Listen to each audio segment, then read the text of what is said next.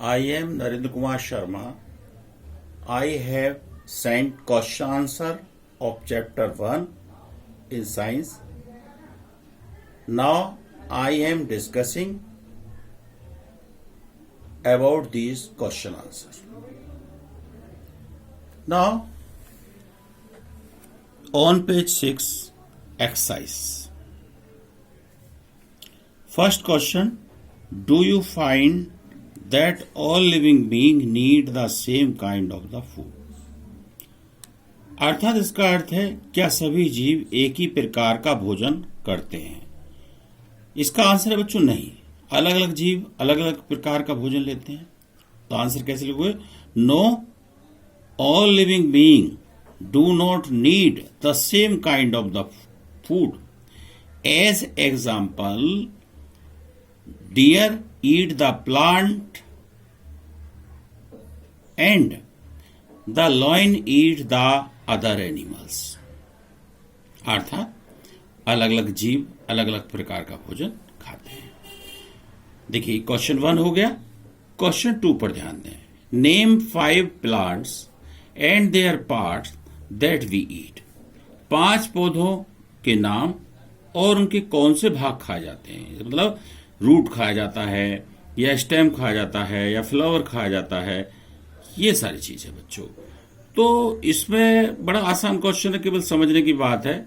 इसका आंसर तो आप अपने आप भी बना के दे सकते हो। तो देखो कैसे दोगे। इसमें 2 कॉलम बना लीजिए। एक में लिखो प्लांट्स और दूसरे में लिखो their part that we eat. कहां से लिखोगे? Their part that we eat. पहले कॉलम में क्या लिखोगे? प्लांट्स। दूसरे में क्या लिखोगे? Their part that we eat. ठीक है। तो सपोज फर्स्ट प्लांट कैरेट है। कैरेट में रूट का उपयोग किया जाता है फूड के रूप में। तो कैरेट के आगे क्या लिखोगे? रूट। फिर बच्चों सुगर केन, जिसे गन्ना कहते हैं। गन्ना प्लांट्स का कौन सा पार्ट है? स्टेम। तो स्टेम का यूज किया जाता है। तो सुगर केन के सामने स्टेम लिखोगे। ऐसी चिली मीन्स मिर्च। मिर्च जो है वो एक फ्रूट है। तो चिली लिख करके दूसरे कॉलम में फ्रूट लिखोगे। ऐसी मस्टर्ड लिख करके दूसरे कॉलम में सीड कॉमा लीफ। अर्थात इसके बीज भी खाए जा सकते हैं मस्टर्ड के, और इसकी लीफ भी खाई जा सकती है। नाउ नेक्स्ट ब्रिंजल, बैंगन कहते हैं इसको जो। तो ये एक फ्रूट है। तो ब्रिंजल और दूसरे कॉलम में फ्रूट। इस तरह से कोई भी 5 पौधे चुन करके आप उनके जो भाग खाए जाते हैं, स्टेम खाया जाता है या फ्लावर खाया जाता है, वो सब लिख सकते हैं। तो ये क्वेश्चन नंबर 2 कंप्लीट हो गया बच्चों। Now question 3, match the item given in column A with that in column B. अर्थात कॉलम ए और कॉलम बी का मैचिंग करना है। तो बच्चों कॉलम ए में क्या लिखा हुआ है? पहले नंबर पे मिल्क, कर्ड, पनीर और घी। ये सब कैसे प्रोडक्ट है बच्चों? एनिमल से प्राप्त होने वाले। तो सबसे लास्ट बी कॉलम में देखें, आर ऑल एनिमल प्रोडक्ट। इससे यानी ये लिख के इसके सामने ये उतार देंगे, यानी आमने सामने लिखो। जैसे इसके साथ ये, तो ये लिख करके कॉलम बी में ये लिख लो। लाइन ना खींचो, बल्कि ऐसे सामने आमने लिख दो। फिर है बच्चों, और यदि आपने लाइन लगा दी है तो कोई बात भी नहीं, जैसे ऐसे कर देते हैं बहुत से बच्चे। फिर स्पिनच, कॉलीफ्लावर, कैरेट। बच्चों ये सब क्या है? सब्जियां, वेजिटेबल्स हैं। तो आर वेजिटेबल्स। थर्ड नंबर पे लॉइन एंड टाइगर्स। दोनों बच्चों दूसरे जानवरों का उपयोग करते हैं भोजन के रूप में। तो ईट अदर एनिमल्स, इससे है इसका मैचिंग। फिर है हर्बीवोर्स। हर्बीवोर्स वो होते हैं जो प्लांट पार्ट्स खाते हैं। तो ईट प्लांट एंड प्लांट प्रोडक्ट, इससे इसका हो गया। इसी तरह से बच्चों क्वेश्चन 3 कंप्लीट हो गया। क्वेश्चन 4 पर आ जाइए। क्वेश्चन 4 जो है वो बच्चों एक तरह से फिलअप का है क्वेश्चन। तो इसके फिलअप जो कंप्लीट करने हैं उनके वर्ड यहां पर दे रखे हैं। Fill up the blank with the word given. जो सब दिए गए हैं उनसे फिलअप कंप्लीट कीजिए। तो पहला देखिए, टाइगर इज ए फिर dash because it eat only meat. Tiger है क्योंकि ये मीट खाता है। तो टाइगर कौन सी कैटेगरी में है? कार्निवोर्स में। तो ये वर्ड हमने यहां लिख देंगे, कार्निवोर्स। फिर बी पे आ जाइए, deer eat only plant product and so is called. Plant product जो खाते हैं उनको क्या कहते हैं? हर्बीवोर। तो ये वाला वर्ड यहां आ गया बच्चों। सी पर देखें, parrot Yeats only dash product.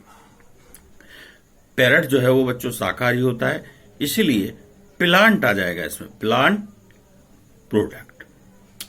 फिर इसके बाद में D, the dash that we drink which come from cow buffalo and goat is an animal product.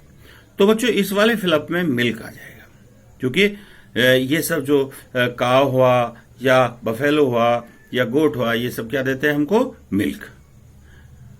फिर ई में देखें, वी गेट शुगर फ्रॉम। चीनी किससे प्राप्त करते हैं? गन्ने के रस से। तो यहां शुगर केन आ जाएगा बच्चों, यानी कि we get sugar from sugar cane. यानी शुगर केन कहां पर है? यहां ये वाला वर्ड है, ये यहां रख देंगे। तो इस तरह से आपका फिलअप कंप्लीट हो गया। अब रही बात कि भाई आप कुछ एक्स्ट्रा निशान लगा लीजिए जो परिभाषा के तौर पर आपको लर्न करना है बच्चों। जैसे समरी देखें, इसी पेज पर समरी में पॉइंट दे रखे हैं बच्चों, इधर येलो टाइप के पॉइंट। तो इसमें थर्ड पॉइंट पे आ जाओ आप। थर्ड पॉइंट में क्या लिखा हुआ है? Animal which eat only plants are called herbivores. तो बच्चों ऐसे जीव जो पौधों को खाते हैं हर्बीवोर्स कहते हैं। तो ये हर्बीवोर्स की डेफिनेशन हो गई, तो इस पर निशान लगा लीजिए। और यदि आता है कि डिफाइन या व्हाट इज हर्बीवोर्स, तो आप यही लाइन लिख दो।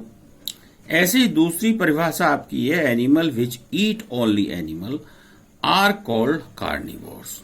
जानवर जो दूसरे जानवरों को खाते हैं उन्हें क्या कहते हैं? कार्निवोर्स। तो ये कार्निवोर्स की डिफाइन हो गई, इस पर भी निशान लगा लेंगे आप। और animal which eat both plant as well as other animal are called carnivores, sorry omnivores. Omnivores कहते हैं। तो ओमनिवोर्स जो है वो सर्वहारी होते हैं। तो ये ओमनिवोर्स की डेफिनेशन होगी बच्चों। तो इस तरह 3 डेफिनेशन बनी आपकी, हर्बीवोर्स, कार्निवोर्स और ओमनिवोर्स। ये आप निशान लगा लें और इनको याद कर लेंगे। अब किताब के बीच में से देखें बच्चों, पेज नंबर 1 पर इंग्रेडिएंट के बारे में पढ़ लीजिए। ये कंपोनेंट जो हम भोजन आइटम यूज करते हैं, इंग्रेडिएंट के बारे में पढ़ें। और फूड मटेरियल एंड सोर्स के बारे में ये टेबल अच्छी तरीके से देख लें। फिर बच्चों ये देख रहे हैं आप, ईडेबल के बारे में पढ़ लें। फिर बच्चों ये प्लांट का डायग्राम दे रखा है, ये आपको कॉपी में बनाना है जिसमें उस पेज पर जिधर लाइन नहीं होती, अर्थात जैसे इधर लाइन नहीं है और इधर लाइन है, तो आपको विदाउट लाइन में यहां ड्रॉ करना है डायग्राम। जैसे यहां लाइन नहीं है तो आप इधर ड्रॉ करेंगे, अर्थात अपने लेफ्ट में। तो बच्चों ये रहा कि ये डायग्राम आप बनाएंगे प्लांट्स का। क्या लिखेंगे उसके प्लांट का डायग्राम बनाने के बाद? Different edible part of the plants, ये लिख करके, और जो ये नाम लिखे हुए हैं फ्लावर, फ्रूट, स्टेम, लीव, ये सब आपको लिखना है, अर्थात डायग्राम की नेमिंग करनी है, नाम लिखने हैं आपको इसमें। और ये इंपॉर्टेंट है, आ जाते हैं कई बार। फिर पेज नंबर 4 पर स्प्राउटेड लिखा हुआ शीट, इसको पढ़ लेना, समझे नहीं? इसके बाद बच्चों ये टेबल 1.5 अच्छी तरीके से देख लो। और या हर्बीवोर्स, ये तो मैंने आपको बता ही दिया पहले से। तो ये रहा कि आप अब काम कैसे करोगे। आपके पास प्रैक्टिकल कॉपी आप होगी या आप परचेस कर लें, उसमें एक्सरसाइज डाल करके है पहले क्वेश्चन लिखें फिर उसका आंसर लिख दें, है ऐसे ही दूसरा क्वेश्चन लिखें और उसका आंसर लिख दें। अब ये क्वेश्चन थर्ड और फोर्थ दोनों बुक वर्क हैं, इसमें आपको क्वेश्चन नहीं उतारना बल्कि सीधा आंसर करना है। आंसर नंबर 3 लिख करके, और बच्चों इसमें कॉलम ए कॉलम बी, और एक काम करना कि जैसे ये लिख लिया तो इसके सामने कौन सा ठीक है, ये वाला ठीक है, तो बिल्कुल यहां पे लिख देना इसके सामने, यानी कि आमने सामने आपको लिखना है। जो जिसके सामने आता है ठीक होकर के वो इसके सामने ये आ जाएगा, इसके सामने ये आ जाएगा, इसके सामने ये आ जाएगा, इस तरह से लिखना। ऐसे ही ये भी बुक वर्क है आपका, बुक वर्क होते हैं, चाहे वो मैचिंग है, चाहे फिलअप है, चाहे ट्रू फॉल्स है, वो कभी भी क्वेश्चन नहीं उतारना, डायरेक्ट आंसर लिखना है उसका। तो बच्चों यहां पर भी आप आंसर नंबर 4 लिख करके ये पूरा लिख देंगे। इस तरह से आपका चैप्टर 1 का काम कंप्लीट हो गया बच्चों, है। और भी आपको कोई प्रॉब्लम हो तो पूछ सकते हैं, आप साथ साथ अपना काम कंप्लीट करें। ठीक है, थैंक यू।